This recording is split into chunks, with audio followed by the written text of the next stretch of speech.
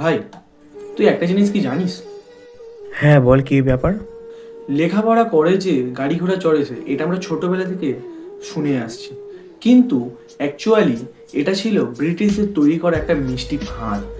এখানে বাঙালিদের মালিক না বানিয়ে তাদের আজীবন চাকর বানিয়ে রেখে দেওয়ার একটা খেলা।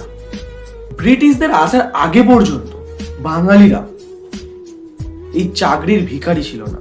তারা চট্টগ্রাম সপ্তগ্রামের মতো বড় বড় বন্দর থেকে সারা বিশ্বে দাপটে ব্যবসা করত। তারা ছিল বাঘের মতো দুর্ধর্ষী, সাহসী। তারা আর্থিকভাবেও ছিল বেশ ধনী, ভারসাম্যপূর্ণ। আচ্ছা ভাই, তাহলে আমরা এই চাকরির পিছনে ছুটতে আরম্ভ করলাম কবে থেকে?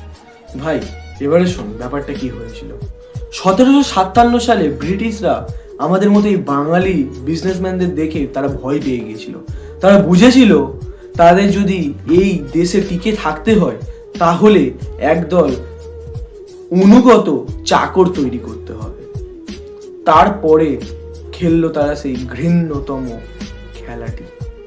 1853 সালে মেগলের একটা শিক্ষানীতি রিলিজ করে। তার মাধ্যম দিয়ে এই বাঙালিদের রেখে দিল ওই ফাইল নাড়াচাড়ার মধ্যে, মানে একদল শিক্ষিত চাকর তৈরি করলো। তাদের মাথায় ছোটবেলা থেকেই ঢুকিয়ে দিল যে চাকরি করলেই লাইফ সেট, আর ব্যবসা করলে চাপ, প্রেসার। কিন্তু এই ঘৃণ্যতম ফাঁদে পা দিল না গুজরাটি আর মারোয়ারিরা। তাই তারা আজ বিশ্ব দরবারে বিজনেসকে দাপিয়ে বেড়াচ্ছে, আর আমাদের মতো বাঙালিরা চাকরির পিছনে ছুটে ছুটে সময় নষ্ট করছে। চাকরি খারাপ না, কিন্তু আমরাও এক সময় ছিলাম বিশাল ধনী। এটাই হচ্ছে বলার মেন উদ্দেশ্য, বুঝলি?